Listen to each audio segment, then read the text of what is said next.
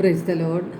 സ്നേഹമുള്ളവരെ, ഇന്ന് നാം വിചിന്തനം ചെയ്യുന്ന തിരുവചനം വിശുദ്ധ യോഹന്നാൻ്റെ സുവിശേഷം 14-ാം അധ്യായം 6-ാം തിരുവചനമാണ്. വഴിയും സത്യവും ജീവനും ഞാനാകുന്നു.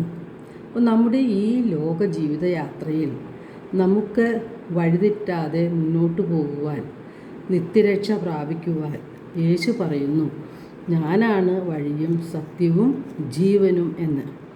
യേശുവിനെ മാതൃകയായി സ്വീകരിച്ചുകൊണ്ട് യേശു കാണിച്ചു തരുന്ന യേശുവാകുന്ന വഴിയിലൂടെ നാം സഞ്ചരിക്കുകയാണ് വേണ്ടത്.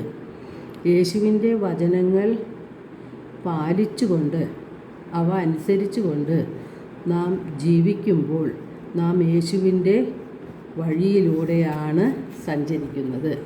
സങ്കീർത്തനം 119-130 അങ്ങയുടെ വചനത്തിൻ്റെ ചുരുളഴിയുമ്പോൾ പ്രകാശം പരക്കുന്നു, എളിയവർക്ക് അത് അറിവ് പകരുന്നു.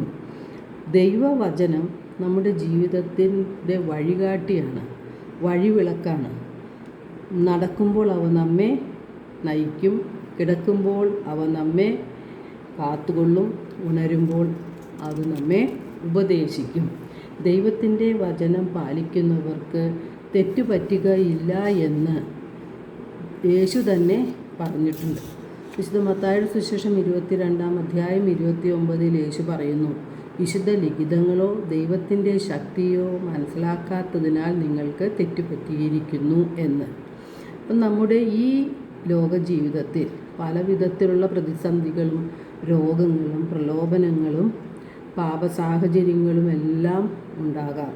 പല വിധത്തിലുള്ള പാപസാഹചര്യങ്ങളിൽ നിന്നും, സഹനങ്ങളിൽ നിന്നും, നിരാശകളിൽ നിന്നും നമ്മുടെ ജീവിതത്തെ സമാധാനപൂർവവും പ്രത്യാശയോടും മുന്നോട്ട് നയിക്കുവാൻ ദൈവത്തിൻ്റെ വചനങ്ങൾ സഹായിക്കും. നമ്മുടെ ഹൃദയത്തിൽ ദൈവത്തിൻ്റെ വചനമുണ്ടെങ്കിൽ പാപസാഹചര്യങ്ങളെ ഉപേക്ഷിക്കുവാൻ നമുക്ക് സാധിക്കുമെന്നും പാപം ചെയ്യാതെ മുന്നോട്ട് പോകാൻ, ദൈവഹിതപ്രകാരം ജീവിക്കാൻ സാധിക്കുമെന്നും തിരുവചനം പറയുന്നുണ്ട്. അതാണ് സങ്കീർത്തകൻ പറയുന്നത്, അങ്ങയ്ക്കെതിരെ പാപം ചെയ്യാതിരിക്കേണ്ടതിന് അങ്ങയുടെ വചനം ഞാൻ എൻ്റെ ഹൃദയത്തിൽ സൂക്ഷിച്ചിരിക്കുന്നു.